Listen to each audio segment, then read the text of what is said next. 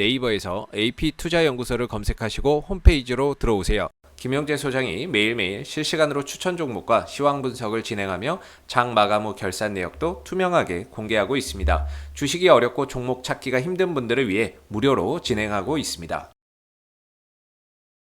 네, 안녕하세요. AP투자연구소의 윤삼을 팀장입니다. 오늘 알아볼 기업은 제넥신이고요. 코드번호는 095700입니다. 현재 시각 4시 39분을 지나가고 있고요. 전일에 이어서 리뷰를 진행하도록 하겠습니다. 네.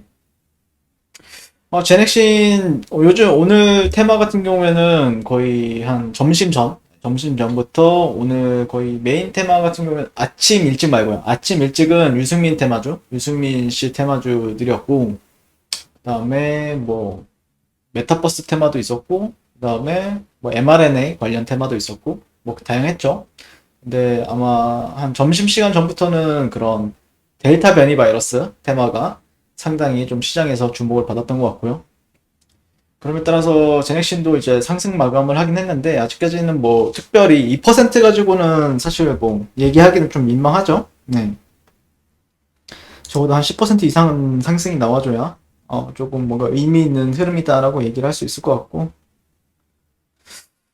3분기 코로나 백신 3상, T세포로 방어율 높일 것, 이런 뉴스도 예전에 있었군요.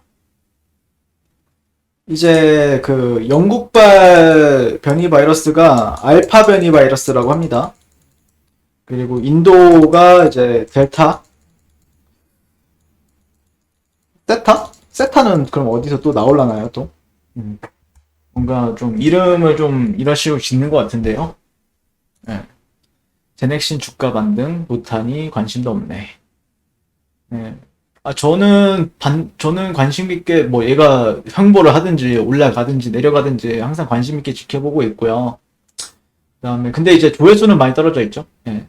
조회수는 많이 떨어져 있는 상태고, 시장 참여자들이 관심도가 많이 멀어져 있는 상태인 건 맞는데, 제가 말씀드리고 싶은 거는, 그렇다라고 해서 일반적인 좀 개인 투자자들, 그러니까 그냥 뭐 이제 분석 없이 진행하는 사람들 있죠. 분석 없이 진행하는 사람들은 관심도가 없을 거예요. 근데 분석을 많이 하고 지켜보는 그런 트레이더들이라고 하죠. 아니면 투자자들은 아마 관심을 많이 가질 수밖에 없는 종목이에요.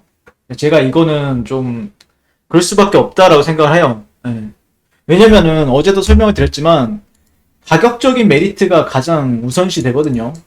물론 이거를 매물대다 보니까 쉽게 접근하기에는 힘들어요. 쉽게 접근하기에는 좀 고민이 많이 돼요. 접근하기에는 고민이 되고, 그렇다라고 해서 가격적인 메리트가 없느냐? 가격적인 메리트는 분명히 있거든요. 어제도 설명을 드렸지만.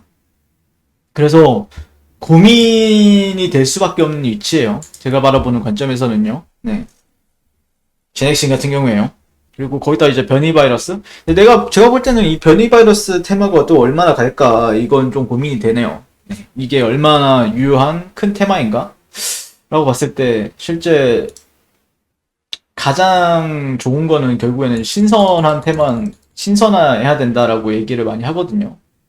그렇다라고 했을 때, 이 델타 변이 바이러스가 얼마나 신선한가라고 따져봤을 때는, 글쎄요, 조금 더 지켜봐야 된다라고 생각을 하고 있고, 네, 이것 때문에 올라간다? 대세 상승을 한다? 이건 없을 거라고 생각합니다. 개인적으로는요. 물론 그냥 어느 정도 주가 방어나 아니면은 반등 정도는 뭐 보여줄 수는 있겠죠. 추후에 뭐 이제 특징도 달리고 이런 식으로 뭐 이런데 이제 뉴스 하나 달리면은 또 어떻게 될지 모르겠지만, 그걸로 막 대세 상승을 한다라고 보기에는 좀 무리가 있는 것 같고, 제가 볼 때는 뭔가 새로운 신규 모멘텀이 나와줘야 되겠죠. 올라갈 거라고 하면요. 근데 끼는 분명히 있는 종목이니까, 제가 볼 때는요. 끼는 분명히 있는 종목이다라고 판단을 하고 있고, 최근에 수급은 외국인 쪽에서 또 들어와 줬네요. 오늘 한 7만 주 정도 가량 들어와 줬고요. 이게 제가 수량으로 봐서 그렇지 단주로 보면은 6만 9천 주 정도 틈틈이 들어주고 있다. 네. 7만 주, 1만 5천 주. 기관 쪽에서도 좀 들어가 주고 있고요. 개인들은 많이 지치는 구간이죠. 왜냐면 잘 안 보이는 구간이기도 하니까요. 이거 답이 안 나온다라고 생각하는 구간이기도 하고. 사실 차트만 봤을 때는 아직까지는 뭐 답이 나왔다 안 나왔다라고 따지기에는 좀 무리가 있는 것 같고요. 근데 이제 주봉을 본다라고 했을 때는 주봉을 일반적으로 여러분들 그냥 이렇게 보잖아요. 이렇게 보면은 어 올라가고 올라갔네. 이 정도로 판단할 수 있죠. 뭐 예전에는 뭐가 있었나? 예전에 이건 점으로 보이고요. 네. 근데 여러분들 이거 차트를 로그로 적용하잖아요. 그러면은 차트가 많이 다릅니다. 사실 여기 같은 경우에는 여기 예전에도 설명을 드렸지만 여기 이 트렌드 저항을 받았다라고 말씀드렸잖아요. 네. 저 역시도 이게 기준점이었거든요. 근데 보시게 되면은 어떻게 보면 그냥 일직선 평행에서 이제 지지받는 거고 한 번, 두 번, 세 번 이렇게 그냥 고점을 조금씩 높여주면서 그냥 일직선으로 약간 수렴이라고 보시면 돼요. 이게 큰 그림에 있어서는요. 그러니까 변동성은 나오지만 대세 상승이라고 할 수는 없거든요. 사실 이 상승조차도요. 이 1월 작년 한 4월 달부터 뭐 9월 달까지인가? 9월 달까지 10월 달까지 진행된 상승 같은 경우에는 뭐 물론 여기서 봤을 때는 상승이 맞긴 한데 큰 그림에 있어서 대세 상승이라고 하는 거는 이런 거를 이제 대세 상승이라고 해요, 저는. 퍼센테이지만 봐도 달라요. 보시면은 이때 상승은 1000%가 넘죠? 근데 여기서는 여기까지니까 얼마 안 돼요. 한 200%. 200% 정도밖에 안 되는 상승인 거죠. 그러니까 제 기준에서는요. 그러니까 이걸 대세 상승, 이거는 그냥 조정에 따라서 그냥 고가로 높이는 상승이었다. 근데 예전에도 보시면은 여기도 보시면은 한 번, 두 번, 세 번 정도가량 이때는 이런 식으로 수렴이 되었었죠. 약간 느낌이 박스였나요? 그냥 박스였다가 이제 시세가 나온 케이스고 그러니까 실제 얘가 진짜 시세 대세 상승을 보이려면 이런 식으로 상승을 해줘야 엄청 강하게 가는구나. 네. 제가 제 기준에서 제넥신의 대세 상승을 본다 라고 하면은 이런 사이클을 기대를 해보게 될 것 같아요. 이게 말이 되냐? 이게 여기까지만 가도 대단한 거다라고 생각하시는 분들도 계시는데 이게 사람들마다 관점이 다 달라요. 그래서 실제 여기서 박스였다가 한 번, 두 번, 세 번, 한 번, 두 번, 세 번 이렇게 가야 대세 상승이 나온다. 이런 관점이죠. 그냥 이거는 그냥 큰 그림. 네. 큰 그림이다 보시면 될 것 같고 희망회로 논리라는 얘기는 아닙니다. 네. 근데 이제 그냥 차트 관점에서 어떤 패턴들을 일정적으로 보여준다라고 했을 때 제넥신이 가지고 있는 특징, 성질이라고 하죠. 그거를 성질로 봤을 때는 그냥 그러니까 사실 여기로 이때로 돌아간다라고 했을 때 결국에 시장 참여자들도 약간 결국에는 한 이 정도의 트렌드를 가지고 얘기를 했을 거란 말이에요.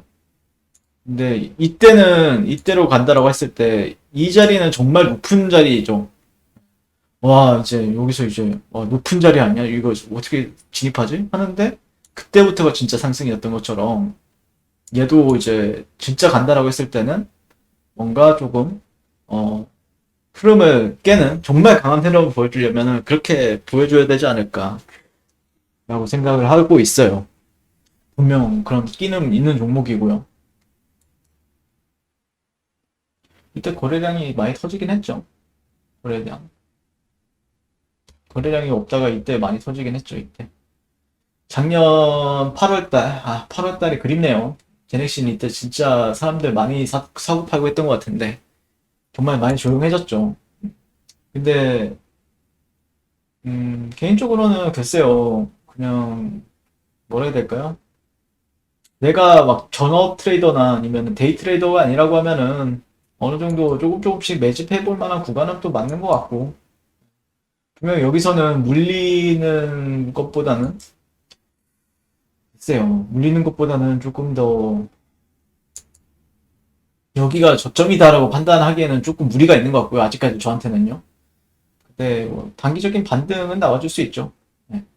근데 분명히 또 좋은 시점은 또 올 거니까요. 그리고 지금 코로나가 끝날 듯 하면은 또 뭔가 또 나오고 끝날 것 같아서 뭔가 또 사실 몇 주 전만 해도 뭐 한 7월 달을 기점으로 해서 음식점 같은 경우에는 음식점 10시에서 뭐 11시, 12시까지 올린다. 그거를 영업을 할 수 있게 해준다라고 얘기가 나왔었잖아요. 근데 또 델타 변이 바이러스 때문에 또 비상이다. 이렇게 얘기가 나오니까 이게 쉽게 그러니까 이게 연속성을 보일 수 있는 테마주라기보다는 이제는 진짜 정말 섹터가 되어가는 것 같아요. 섹터가 되어가는 것 같습니다. 제가 볼 때는. 그러니까 뭐 일시적으로 올라가는 기보다는 전반적으로 시장에서 이제 뭔가 반도체처럼 반도체 뭐 OLED 섹터 이거 얘네들은 테마기보다는 무슨 섹터로 정리를 하잖아요. 전기차 섹터, 배터리 섹터 이런 식으로 얘기하는 것처럼 코로나 섹터로 이제 분류가 되는 것 같아요. 제가 볼 때는요. 차트는 어렵지가 않아요. 이 종목 같은 경우에는 어려운 것 같은데 단기적으로 보면 좀 어려운데 그냥 수렴이 되고 있다라고 판단하시면 될 것 같아요. 이런 식으로 수렴이 되고 있다. 그쵸? 트렌드는 잘 지켜준다고 했잖아요. 트렌드는 잘 지켜주고 있고 보통 하락세기 형태가 나오면은 보통 시장 참여자들이 본격적으로 참여하는 구간은 보통 여기에요. 여기 이 자리 여기서 이제 진입을 많이 합니다. 보통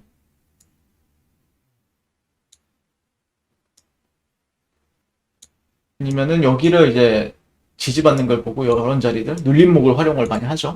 네, 그래서 저 같은 경우에는 굳이 저점 공략도 괜찮긴 한데 저점 공략을 하기 위해서는 결국에는 이 트렌드가 지지해 줄 것이다라는 믿음을 가지고 하는 거거든요. 그리고 여기 자리 같은 경우에는 확실하게 좀 추세 반전을 기대하면서 하는 거고 그래서 위치마다 다 다르다라고 이제 볼 수는 있을 것 같고 근데 역사상 월봉이나 그런 걸 따져봤을 때 얘는 한 통상적으로 한 3번 정도가량 저항 구간 3, 4번 정도를 터치를 하면은 뭔가 대세 상승이 나온다. 한 번, 두 번, 세 번, 네 번 정도? 얘도 한 번, 두 번, 이렇게 세 번, 네 번? 이렇게 따져도 되고요. 근데 이때는 지금은 이제 수렴이 확장 수렴이라고 하고 이거는 확장 수렴이라고 하거든요. 확장이 된다. 그러니까 수렴의 종류는 이렇게 모아가는 수렴도 있고 이런 것도 있고 뭐 다양하게 이런 패턴들도 있고 그리고 뭐 박스권도 어떻게 보면 하나의 패턴인데 아니면 뭐 쌍바닥을 본다라든지 쌍고점을 본다라든지 이런 다양한 패턴들이 있는데 이거는 제가 판단했을 때는 그냥 확장 수렴 정도로 판단하고 있어요. 이것도 어느 정도의 이제 수렴인 거죠. 그러니까 대시세가 아니라 대시세가라고 할 수는 없어요. 이거를 그냥 단순하게 그냥 고점을 살짝씩 높여주는 수렴이 진행이 되고 있다라고 판단할 수 있는 거죠. 그러니까 제가 최악의 상황을 봤을 때는 그러고 싶진 않지만 이 수렴을 그러니까 쉽사리 저점이라고 판단하지 못하는 게 약간 그런 패턴의 영향도 있다라 보시면 될 것 같고 근데 이제 그런 게 안 내려가겠다라고 판단하기까지는 조금 시간이 좀 소요가 되는 거죠. 시간이 소요가 된다. 근데 동시에 또 대시세를 기대한다라고 했을 때는 뭐 이런 흐름을 봤을 때는 대시세가 나올 수 있는 거고요. 차트 관점으로 봤을 때는요. 이게 무슨 소린가 좀 이해하기는 어려울 거라 생각을 하는데 나중에 좀 더 디테일하게 여러분들께 말씀드릴게요. 지금은 그냥 제 아무 말 대잔치라고 생각할 수도 있는데 그냥 그 정도로 판단하시는 게 맞지 않을까 싶고요. 그 다음에 뭐 저희 김영조 사장님께서 아침마다 추천하는 종목들 참고하시면 좋을 것 같고 AP 메신저 가면은 카카오톡 친구를 맺게 되면은 저희가 뭐 이벤트라든지 아니면은 텔레그램이라든지 뭐 여러 가지 이런 거를 또 여러분들께 전달해 드리고 있으니까 이 부분도 참고하셔서 잘 매매하셨으면 좋겠습니다. 감사합니다.